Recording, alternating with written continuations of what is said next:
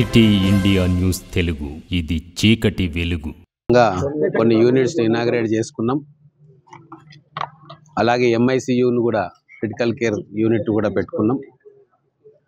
గతంలో నేను ఎమ్మెల్యేగా బీజేపీ పార్టీ నుంచి ఉన్నా. అప్పుడు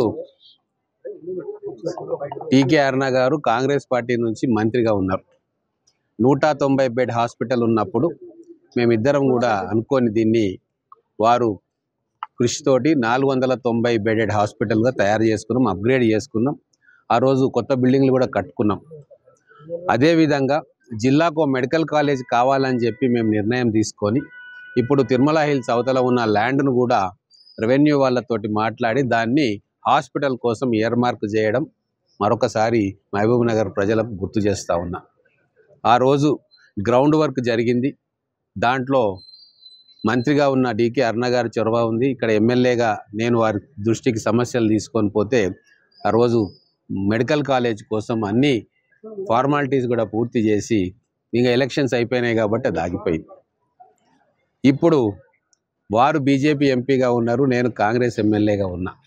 కాకపోతే పార్టీలు ఏదైనా సరే రాజకీయాలకు అతీతంగా గతంలో ఎట్లయితే మహబూబ్ నగర్ పట్టణ అభివృద్ధి కోసం ఒక జిల్లా హెడ్ క్వార్టర్గా దీనికి కావాల్సిన సౌకర్యాల కోసం కలిసి పనిచేసినాము, ఇప్పుడు కూడా అదే విధంగా ఇంకా రెట్టించిన ఉత్సాహంతో పనిచేయడానికి సిద్ధంగా ఉన్నాం. కేంద్ర ప్రభుత్వం నుంచి మనకు వైద్యం విషయంలో ఎటువంటి సహాయ సహకారాలు కావాలన్నా వారు చేస్తానని చెప్పి ముందుకొచ్చిండ్రు. భవిష్యత్తులో కేంద్రం నుంచి ఇంకేమైనా హాస్పిటల్స్ మనం ఇక్కడికి తీసుకురాగలుగుతామా అని చెప్పి ఆలోచన చేస్తూ ఉన్నాం. మన జిల్లా కలెక్టర్ గారు కూడా వైద్యం పేద ప్రజలకు అందాలి, మంచి వైద్యం అందాలన్న ఉద్దేశంతో రెగ్యులర్గా మానిటర్ చేస్తూ ఉన్నారు, విజిట్ చేస్తూ ఉన్నారు. లోకల్ బాడీ అడిషనల్ కలెక్టర్ గారిని దీనికి ఇన్ఛార్జిగా పెట్టారు. వారి చొరవతోటి కూడా ఈరోజు కొన్ని ప్రారంభోత్సవాలు జరిగినాయి. అంటే అధికారులు ప్రజాప్రతినిధులు కలిసి ఒక టీం లాగా ఈ మహబూబ్ నగర్లో ఉన్న ఈ జనరల్ హాస్పిటల్ని అన్ని సౌకర్యాలను వాటికి సమకూర్చి పేద ప్రజల కోసం సేవ చేయాలన్న సంకల్పంతో ఉన్నాం. కొత్త మల్టీ స్పెషాలిటీ హాస్పిటల్ కూడా తయారు కాబోతూ ఉంది. అది పూర్తయిన తర్వాత తొందరలోనే పూర్తి చేసుకొని అది పూర్తయిన తర్వాత ఈ హాస్పిటల్ ప్రెమిసెస్ని ఏం చేయాలి, దీన్ని ఎట్లా అప్గ్రేడ్ చేయాలని కూడా ఆలోచన చేస్తాం.